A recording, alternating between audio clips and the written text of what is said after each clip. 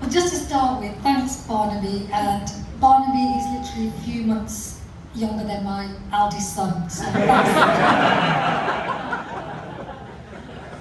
and I feel like the old veteran here, because listening to what's already been said and the context that you just heard, it reminds me of how I became first politically active. When Hamza, who's your equivalent age, was just a baby. Going back to 2001, when 9/11 happened, and some of us got together and said, when they were going into the Afghan war, not in our name, that yes, an awful atrocity has happened, but the answer to that is not war. The answer to that is not making more widows and killing more children. And to feel that that simple argument was going to be so marginalised by the establishment, because I was quite naive. I'm second generation. My dad came from Pakistan in the 60s. I was born in Bradford, raised in Birmingham. We were like, you get your education, you go to university, you get your job, and you get on in life. And of course, peace and justice and the women's struggle and the struggle for equality and anti-racism has been one. I was born in 1971. I was a beneficiary of the feminist struggles. I was a beneficiary of the civil rights movements. For me, it seemed like ancient history. When my dad used to say, when we came, they had signs saying, no Pakis, no Irish, no dogs. I didn't experience that directly. But after 9/11, it all changed. I wasn't Salma anymore. I was the Osama bin Laden loving terrorist who's a Trojan horse in England. And if I say I'm against the war that my government's going into, I am a traitor and a threat to this country. And I got to a huge amount of comfort from the solidarity that we built together in the National Stop the War Coalition, which is still going to this day. So the roots of that solidarity of bringing together a coalition which had not been brought together, and especially as a Muslim community, always, it's like, oh, they're just religious, we can't work with them. I had to go through all of that on the left, and I'm proud that the British left got its act together and actually was the beacon, not just here, but across Europe and the world. Because when February the 15th, 2003 came around, that march was not just the largest march in British history, it was the largest demonstration in world history, because 600 cities, demonstrations on every continent happened at the same time. That's the kind of solidarity and foundation that was set then. And even then, some of that, I get this, some of the 80s folks here will know the Back to the Future reference. So when you live long enough, it all comes back round. You have that enthusiasm, you get that hope, but they still carried on the wars. And that's when I formed Respect. I actually founded that. And Respect stood for respect, environment, socialism, peace, equality, communities, and trade unionism. Because that for me is my political kind of foundation. That all these struggles are one. And Barnaby said it beautifully. I said, I'm in between two amazing speakers. Barnaby, I say, he's like the poet. I love the way he speaks. He just speaks to the heart, and I'm going to be introducing Matt when I finish. And he's the forensic analyst. But when I started that Respect endeavour, it was saying, well, you're so complacent because they know there's nowhere else to vote. So Tony Blair's just going to keep getting elected, so let's at least put up a fight. The movement needs an electoral vehicle as well. And that was the thinking behind Respect. And actually, for the first time since the Second World War, a left of Labour MP was elected. So it's trying it out. It can work. There is a way to do it. But as we know, it didn't quite fulfil that potential. Fast forward. This will turn to a comedy night, I think. And then, surprisingly, when Jeremy Corbyn became leader of the Labour Party, a new hope was born. And for the first time in my life, I joined the Labour Party because I wanted to see Jeremy win, because he has been absolutely consistent on anti-imperialism, pro-peace, for public services, and so it was a no-brainer. And we know what happened. We know what happened and how the whole establishment came together to absolutely destroy him as an individual and try to kill the political project. And I'm not going to unpack it all here, but I think part of what the left needs to do is look at what worked, what lay behind the hope, what did mobilise millions. Let's not forget that is not ancient history. That's just the late 2015 to 2019. That's not that long ago in the bigger scheme of things, that Jeremy Corbyn almost became Prime Minister. So let's not, because that's what the right love to do. They like to bury any good news. And one of the things I want us to all take away from tonight is never ever take lessons from them. If they're trying to down you, you just stand even taller. We know that we have morality on our side. We know that we are standing up for humanity. We know we are standing up for equality. We know we are standing up for justice and for peace. And these people, they stand for the very opposite, just self-enrichment.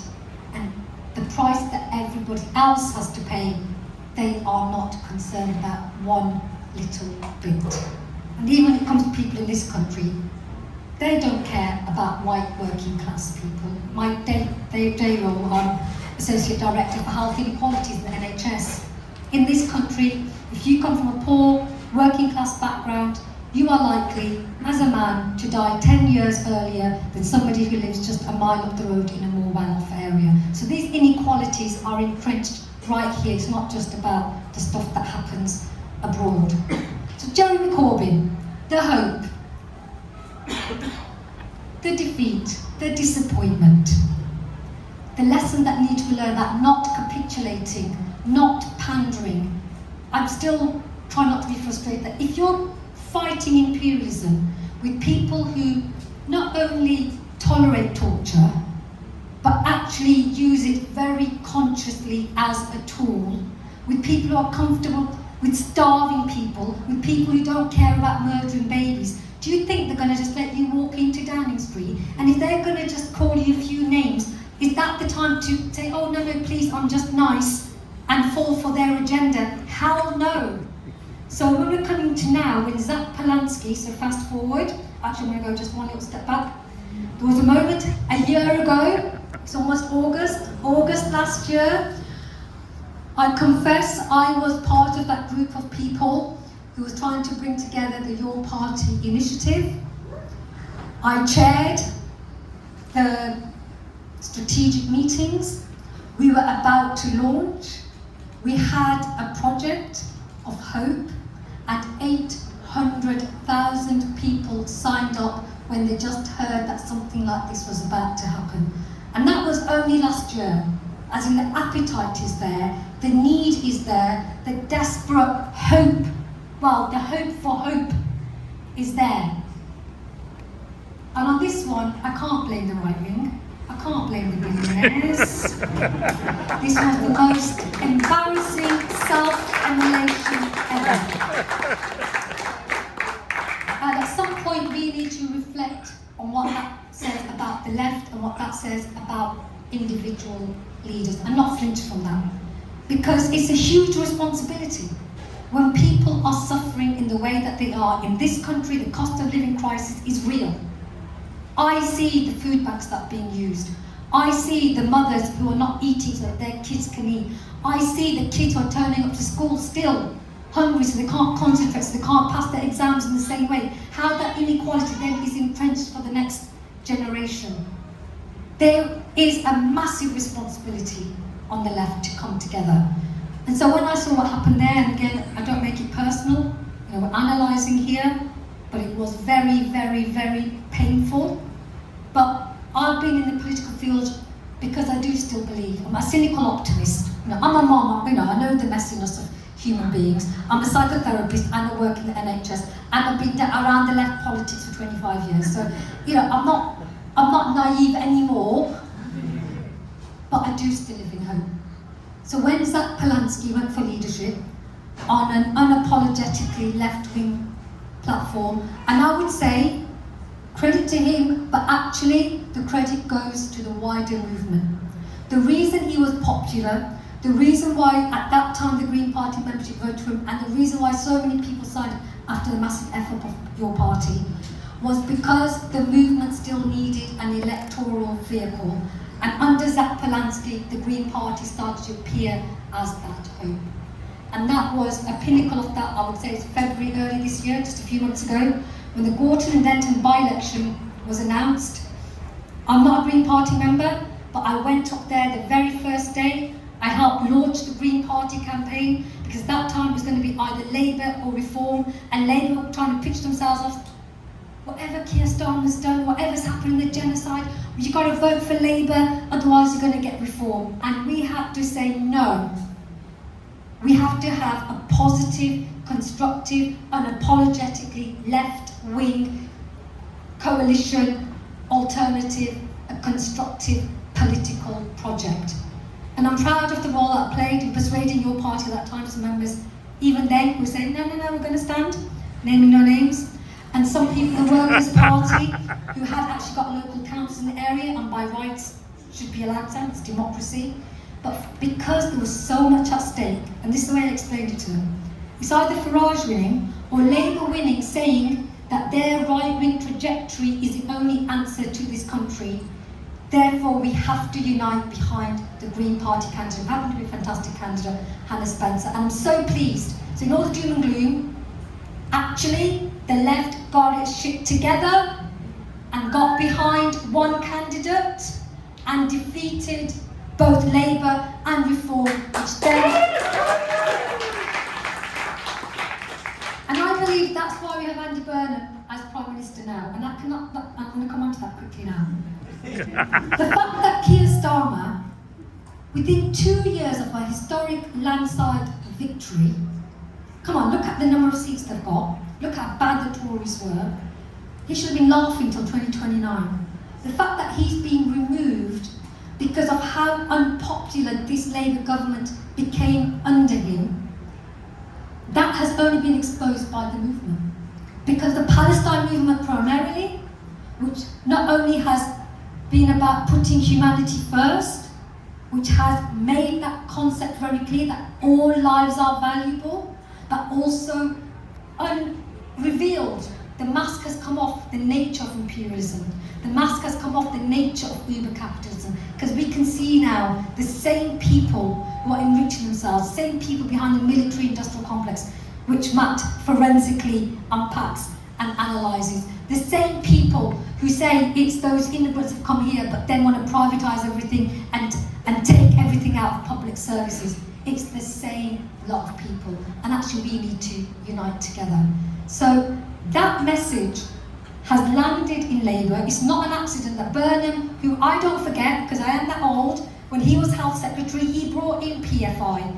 Andy Burnham supported the Iraq War. Andy Burnham refused the inquiry after it became clear the Iraq War was a moral, personal, political disaster. But he's a chameleon. We thought he's just a better chameleon than Keir Starmer. And I would love to have some hope, but it's all fluff. Within this 1 week, one of the first things he did was try and change the narrative in Gaza. That's significant. I would take all the narrative changes, all helps. But again, I would say the Gorton and Denton by-election was a real turning point about the fulcrum. We're talking about strategic approaches. The fulcrum of British politics shifted after a very, very long time on the back of that election. That's why that election was so important, and it shows what the left can do. Andy Burnham now is trying to get those voters back. Now, if he did something real, I'd say fine, because I'm not tribalistic in that sense. But in the same week that he did that Gaza video about, oh yeah, he got it wrong, he's given permission to the Americans to use British bases to bomb Iran when we know they're going for civilian targets, when they started the Iran war by bombing a school, and just last week they bombed a hospital, killing more children. There is no change. Just like Keir Starmer said, I'll do the 10 socialist pledges that Jeremy Corbyn has been promoting, but I'll just do it in a more serious, sensible and palatable manner. And he went and did the complete opposite. You are in La La Land, and I don't forgive naivety on the left now, after everything that's happened. If you think that somebody who's in Parliament because Josh Simons, the director of Labour Together, vacated his seat, and the same team that promoted Keir Starmer is still behind the scenes absolutely backing Andy Burnham. We're only going to see cosmetic change, what I'm saying. So the challenge for us, because they are now very consciously and very smartly, I will say, social media usage, all the stuff the left's good at, you know, appealing to the young, trying to act like the maverick, he's trying to do a Mamdani, you know, that's where he's going. So he's dangerous. He's like Tony Blair, you know, he's got slightly more charisma. Is this how low the bar is that Burnham considers charismatic now? You know, again, you live long enough, you know, some amazing and strange things happen. So I would say the challenge now is for the left, and I would say the Green Party in particular, because the fact that Zach Palance is being pulled up on Newsnight for a t-shirt that some random guy was wearing at a party in pictures which numbered around 20 in one post, and it's become a national scandal, shows how desperate they are to undermine him. Because he's showing at least some willingness at the moment, and I hope he will stick to it, and I hope the new membership hold him to account for it, and it maintains that radical edge, because that's the only hope we've got at the moment. And the fact that the establishment has fractured, the fact that in Birmingham, the largest local authority in Europe, where I hail from, right now, the last local elections, the Green Party, for the first time, gained significant seats. In fact, they're the largest group, not enough to become the ruling coalition, but that again was on the back of the movement, determination, the solidarity, the cry for some real and meaningful change. So I would say right now, our aims are two. One, keep the movements going, keep on the streets, keep the connection between the Palestine solidarity movement, the environment movement. Flipping out is hot down here and it's not going to get any cooler in the next few years, it seems. All of these things are connected, not allow ourselves to get into silos. Learn the lessons, both personal, because let's admit there are some deep personal flaws in some of our own leaders. We all have to hold ourselves. Part of that, how do we mirror that? How do we better that? You know, it's not just a social thing, it's both. And we have to look at the culture that we've established within our left-wing organisations. But going forward is be unapologetic, hold power to account, do not crumble in the face of their words. We still, I believe, are the majority. We still, I believe, have the righteous moral cause. I believe that the young generation is absolutely up for this fight. They are heroic in what they've been doing. It's been young people literally risking their whole lives, their careers, the ones who went to the Albert factory, all of the, the fact that Shabana Mahmood, embarrassingly, Brummy Muslim woman, has used the law the way that she has to stifle free speech in subservience to a genocidal state. It's absolutely disgusting, but the extremity of what they're doing means that more and more people are aware. And yes, the right have money, yes, they've got social media, yes, they've got this and that, but actually, they haven't got the real people. Even the people that seemingly support them is because they have to deceive them, they have to mislead them, they have to distort things, they have to promote hatred, and our role actually is doing the very opposite. So the challenge right now, coming up to a year from last year, I would say, keep going, keep confident, don't ever let other people try and diminish our hope and our determination and our being proactive.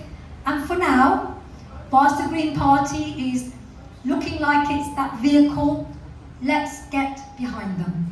Thank you.